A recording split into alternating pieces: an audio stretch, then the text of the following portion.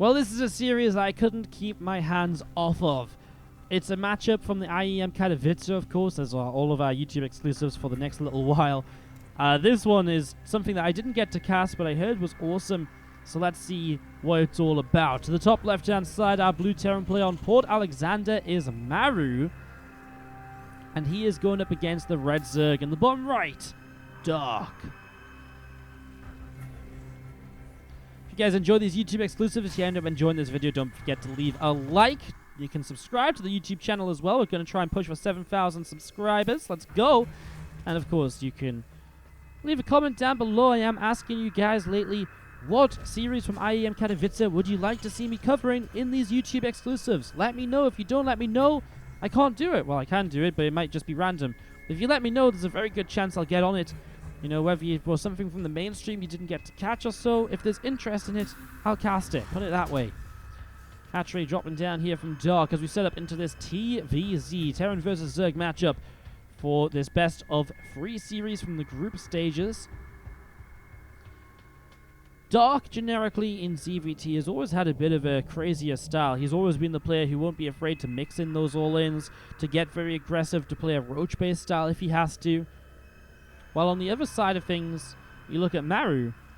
Maru is one of those players who in TvZ, you know, some days he'll just proxy racks day after day, but other times, you know, he really does look like the best TvZ player in the world, right? He hits every sort of time and he consistently pushes. His micro is insane while continuously macroing behind it. He's cleaning up creep while he's dropping elsewhere, and it's just that level of multitasking in TvZ. I always remember, I can't remember which pro it was, but one pro really kind of defined my view of TvZ a long time ago, and it said, it's the most mechanically demanding matchup. And I think that is very true of the way that the creep spread works, the constant fights over that creep, the way you have to drop, move around. And this doesn't just go for Terran, it goes for Zerg as well. You know, having to defend drops, jumping around here and there, continue to inject, produce a lot of units on both sides because you're constantly taking fights and trades. It really is very mechanically demanding, and it brings out the best of the best a lot of the time. Players like Maru, with those bio styles in TvZ, they show us some incredible moments, and there's a reason TvZ is like a fan favorite across the board when it comes to what's your favorite matchup. TvZ really is up there for a lot of people. TvZ, some people say, I mean, obviously the non-mirrors are kind of the most popular, but TvZ really has been, I think, the most popular for a long time. Some people still reminisce back to the days of Heart of the Swarm, where we had those Lean Bay Muta versus quadruple M builds, Marine, Medevac, Marauder, and Mine.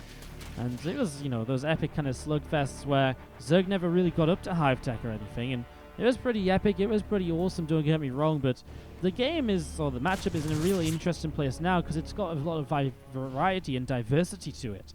The early stages of the game really have these moments where it's like, okay, well, I can go for so many different builds as the Terran or as the Zerg.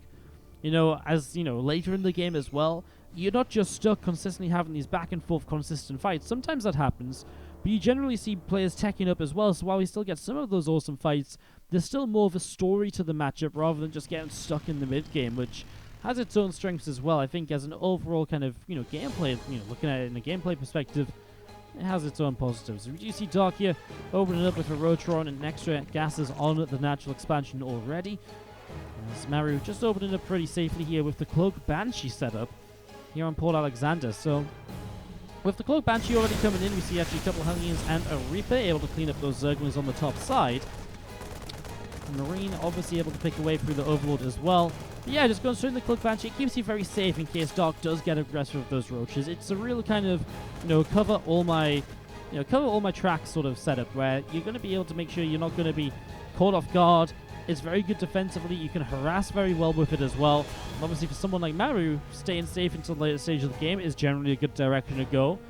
Also, being able to harass and deal some damage early is a very good direction to go. And his Banshee, well, we'll see how much it's going to be able to get done, as we saw a bit of an uncharacteristic supply block. Maru on 52 out of 54 for a few moments there. Meant that the second Banshee did get delayed in production, as the first one makes its way to the bottom side. He obviously has these early game Hellions as well, and he is setting up a third CC behind this initial Hellion Banshee play. And a Stim Pack upgrade too, confirming that this is in fact going to be a bio style from Maru for game number 1.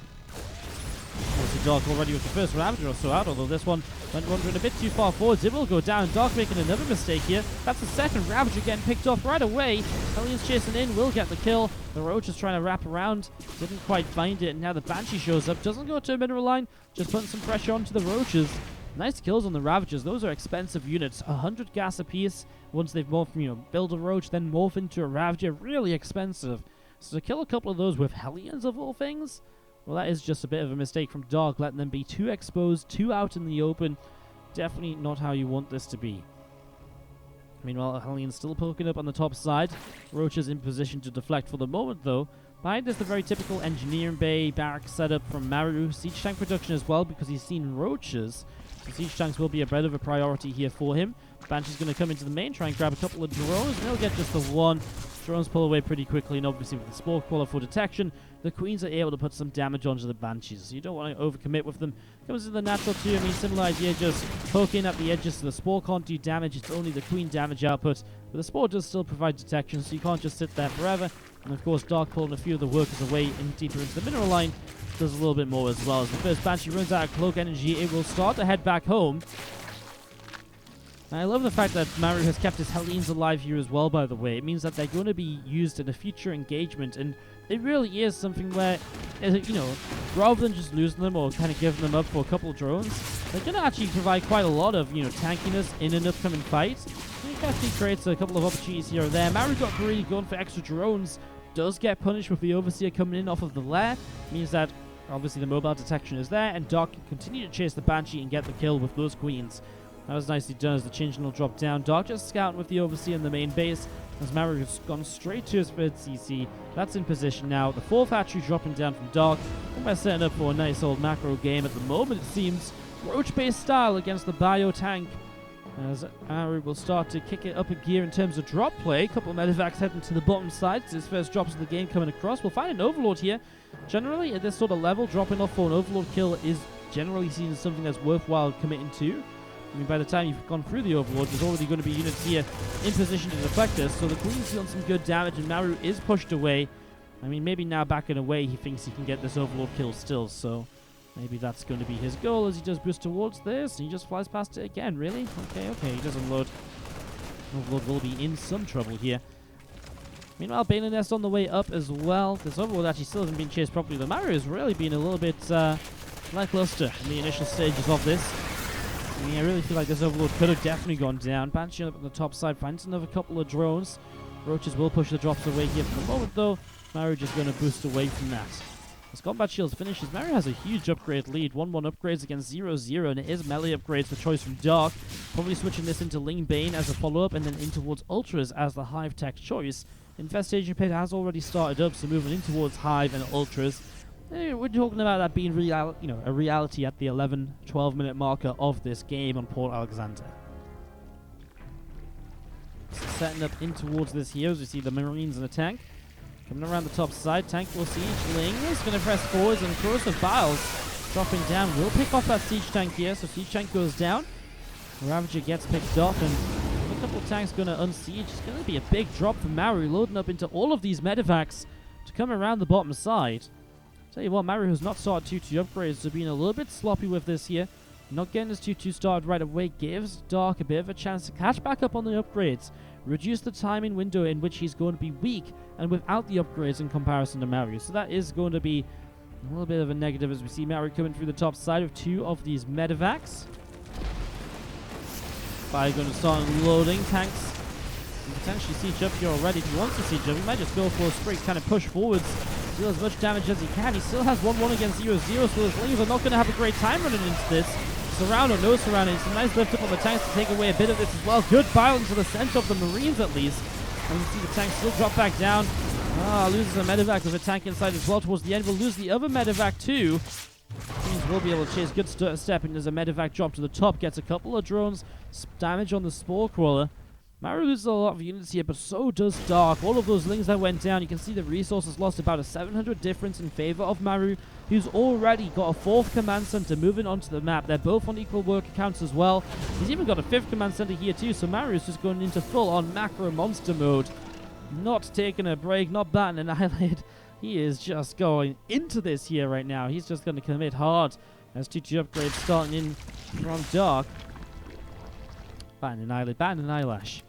As you see, the T2 upgrades in from Dark.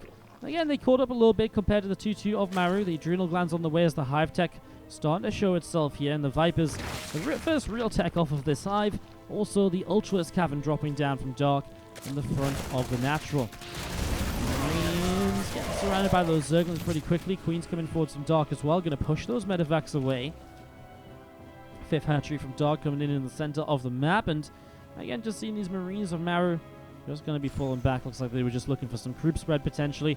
Maru already going into his own late game, preparing for these Ultralists by going into some extra starports.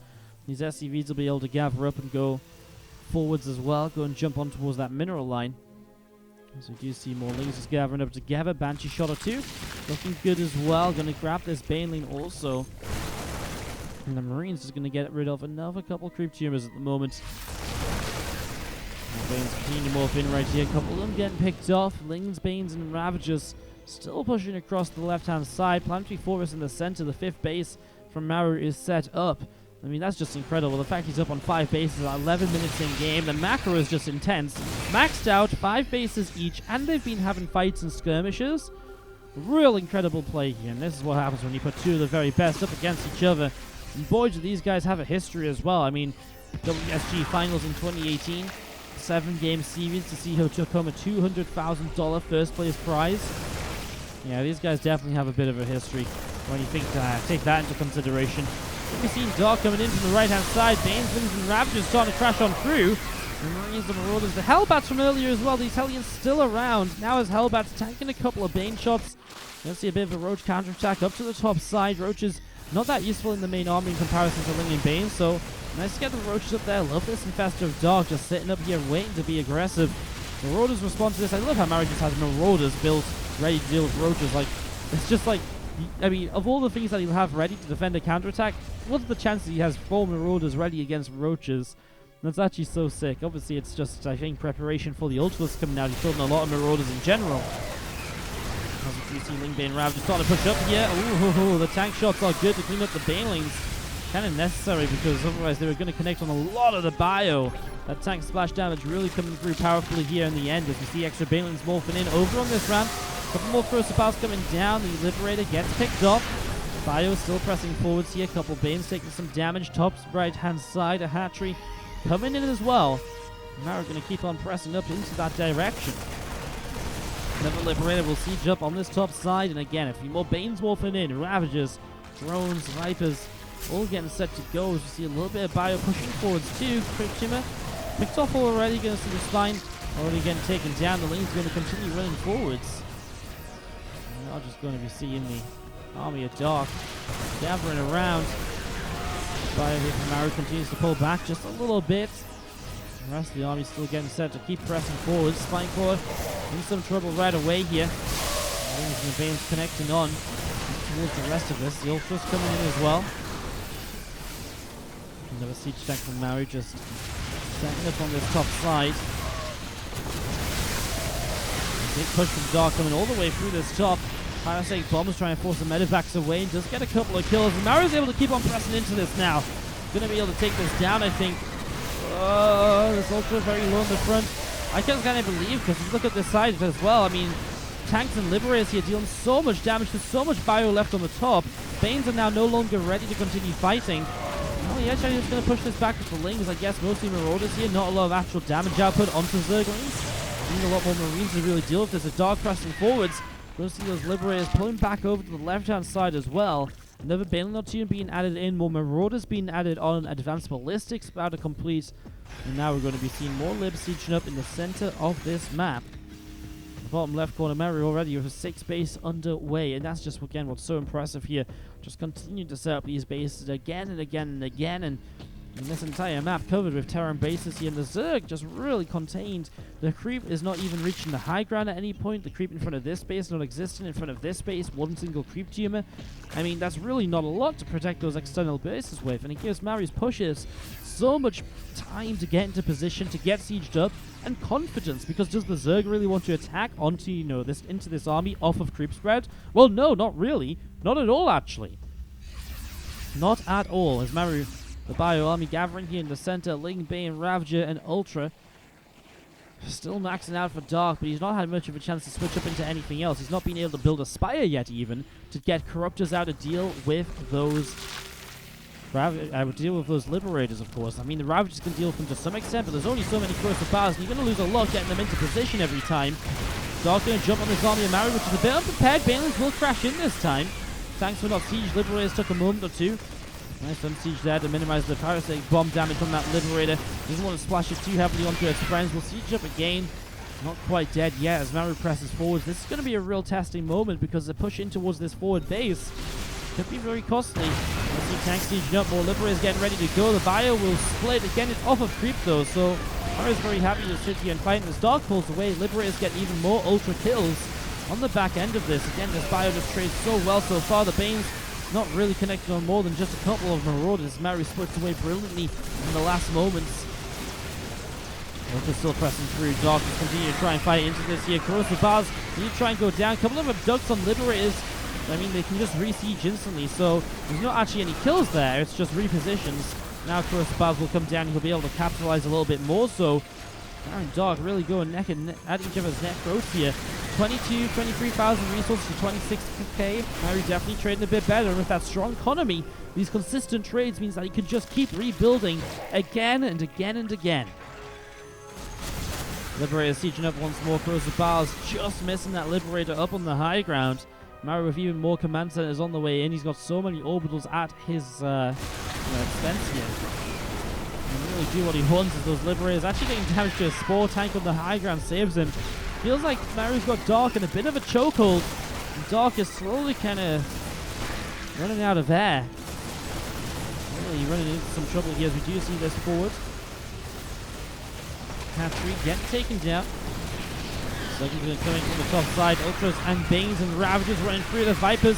Ready to come in and throw in a couple of abducts. So abducts coming down. We are going to see snipes dropping down where possible as well. Those ghosts will have to keep running away because the Lings and Banes are overrunning.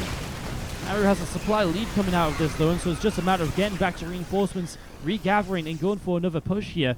Corruptors are finally out, but we already see Vikings on the way, setting up to deal with Brood Lords. There is no Greater Spire. Dark has not had the time or the money to be able to build a Greater Spire. The Changelings picked off. As Maru still presses in. That forward base denied. What do you go for now? This base down here? That or this base up here, also a possibility. Completely disconnected from the other creep spread on the map. Link counterattack to that top left-hand side. Already Maru running some units into position to deal with it. He's got such good awareness of what's happening on the map at the moment. Obviously positioning your army right out into the middle of the map definitely helps with that.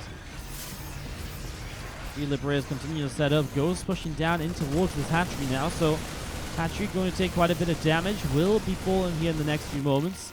Lings, Banes, and Ultras around the top side. Going to come darting through the center maybe. Now Ling's going to end up pulling back here. So Ling's pulling back over to the right. Still pressing forwards. Maru looking to apply some pressure. This hatchery in some trouble as well. Here we go. The Lings and Banes going to start running in also. Bio has to pull back a little bit. The Liberator is set up nicely. Blinding Cloud, I like it because if you attack move during the Blinding Cloud, the first step, you will just go running into head first those Banelings and Lings and move command, and that's not pretty. Another huge fight here all across the board. Corruptors picking off Liberators, although the Libs still getting kills on those Ultras. Tank line is set up all over the place too, and finally some extra ghosts showing up. Another snipe to shut down that Ultralist. Now the push will continue. After this base fell, I mean, this bottom and center side of the map is not really great for Dark. Maru can maybe position himself to the top to deny this base. But you can see how Maru's just going to choke Dark out of this game, right? Dark's not going to be able to keep on mining. Maru's mining comfortably. Dark's not had a single attack across the map for at least 10 minutes, I don't think, which has been successful. And even then, I mean, what was the attack across the map? Like, maybe the roaches that took down a supply depot or two? Maru's only lost a single SCV all game. I don't believe he's lost any command centers or anything, whereas Dark, 3 hatcheries lost. He's lost 14 drones. Look at the units in general, by the way. 600 Zerglings almost going down throughout this. A lot is given up, as we're going to be seeing Corruptors gathering together. Lee Bane really kind of coming up in more numbers now, as Dark just can't really afford to rebuild or doesn't have the time to rebuild the tech units, the Ultras, etc. Not that the Ultras are really doing much here. Ling Bane might be better against this amount of ghosts that we're seeing out of Maru. Liberators pressing forwards here right away, and we are going to be seeing those Liberators sieging up. Ultra, Lings, and Banes Ready to run forwards here. We see Lings running in towards the third base as well. And here's a counter-attack that actually does something. Just we mentioned we haven't really seen anything like this for a while. Finally, it picks off some reinforcements, but that's about it. Maru is, the deep goes back over here. Another couple of rollers going down. I mean, what, it buys some time when Maru is not on the forefront with all of his units. He still has the liberator position here. Ghosts coming in, lining up snipes on Corruptors. And the Ling Bane runs through. Again, not enough to really protect those Ghosts, so they are in some trouble. But then they cloak up, and the missile turret actually is able to pick off. I mean, I don't know why there's a missile turret here, but there is. Able to pick off the Overseer, so the Ghosts cloaked up, stay alive. Now Maru brings his reinforcing bio forwards, and this is probably just about it. Dog does not have a lot left. The Liberators keep on sieging, and Maru showing us an epic game number 1 right now as Banes and Lings crash on through this. It means splitting away. That's going to be GG from Dog, and Maru will take game number 1 of this best of 3 and takes the lead in the series. Epic game number 1. Let's hope game number 2 is just as good. Game 2 on Kairos Junction. To the bottom right hand side, our blue Zerg player. This is Dark. Just sort of never really got any momentum for himself in that last game, and while a lot of the fights were good back and forth, he never really was able to get in a position to capitalize on anything. And then our Red Terran Maru did a brilliant job of just keeping up the pressure, keeping up the onslaught, and eventually Dark just had no way to hold off Maru from attacking again and again and again and again. Overlord going to head up towards the upper right-hand side. Another Overlord from Dark heading out through the bottom. Extractor dropping down on the main base and the spawning pool as well. So it's going to be a gas pool before the hatchery. Bit of a switch up from Dark here, maybe looking towards a more aggressive opening, whether that's just a few Zerglings to apply pressure or whether it turns into a roach attack. Also a possibility. Lends itself well to Dark's style, who likes to use roaches into the... Not all the way through the mid-game, but into the early stages of the mid-game. He does like to have some roaches up. We saw it last game. Then transition into Ling Bane. So, definitely lends himself to kind of open with some aggressive roaches, because then you have the roach roaring set up for your follow-up already, etc. You might just be looking for a quick win here as well against Maru. He truly did in that first game. Just looked brilliant all the way throughout. So, that was very nicely done as we see the command center here setting up and already... just moving into an orbital. CC on the low ground getting set to go. The very traditional Reaper expansion just underway at the moment. Couple of Lings and the Queen on the way out in the main base. The hatchery on the natural. Yeah, everything just very standard then. Kairos Junction compared to Port Alexander is a little bit more stretched out. You still have a very... it's a similar setup of bases. You have a pocket third or a linear third you can move to. You have a forward third base in the center of the map as well, but it is more stretched out. It is more distance between this base and this one up here than on Port Alexander in terms of the comparison. So, in general, it'll be a bit harder to kind of cover all of those bases. And expanding as quickly as Maru expanded in that game number 1 might be very difficult to do because he's not going to be able to cover the bases as easily. Same kind of rings true from Dark though. It's still difficult to set those bases up, connect them with creep, and defend them all if Maru starts dropping around the map. Didn't see a lot of drop play from Maru in that first game, apart from the big drop with 5 or 6 medevacs full of units into the main. There wasn't a lot of, like, a couple medevacs here, a couple medevacs there. I guess there was that one time he flew past that Overlord and I got a bit annoyed that he didn't stop to kill it, but it really did die off very quickly. He didn't continue, which is also interesting because he was against a roach-based style, which means there's no actual way to shut down medevacs other than to go with the Queens, which isn't ideal compared to Hydras or even better Mutalisks. And so without any way to deal with those drops, you would have maybe expected Maru to have continued on with them a little bit more. Doesn't turn out to be the situation, as we do see a hatchery dropping in on the third base. Link speed on the way up as well, a few more drones on the way out. And the game continuing to set up very regularly, even for the Terran player whose Hellions on the way. The starport building, Dark just coming in here to double check there is a starport.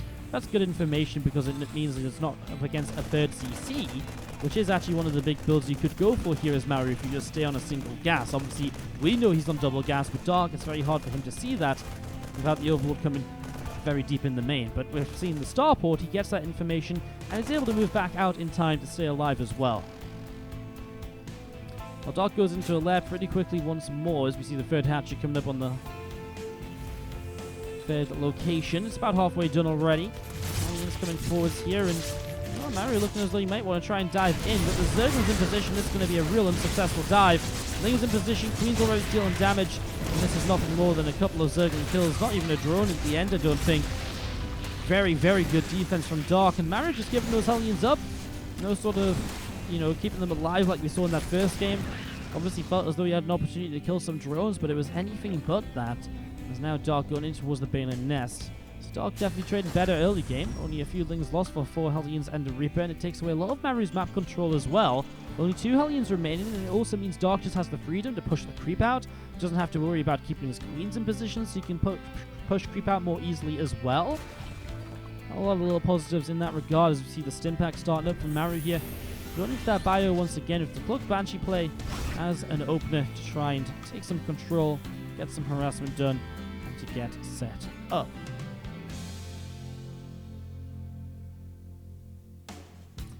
Banshee coming down at the bottom, a couple of Hellions over to the right, and the Bane Nest about to complete from Dark as we do see Maru.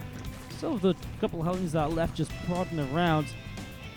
Obviously this game, Dark not going to go in towards those roaches, just straight into Ling Bane, the lair allowing for the Baneling speed to start up. I would imagine this would be a Hydraless den as well. Ling Bane Hydra as the composition of choice. I mean, Mutalisks, there's better maps for Mutalisks, put it that way. The map's not bad for Mutalisks, but Ling Bane Hydra works really well on this map. A lot of open space for setups around, able to kind of hit those spaces really nicely as well, move in with the Hydras. There's a lot of possibility here as we see the couple of Hellions again being pushed back by those Queens. Let's try to pick up info if they can. Better try and pick up some info than not getting anything at all here.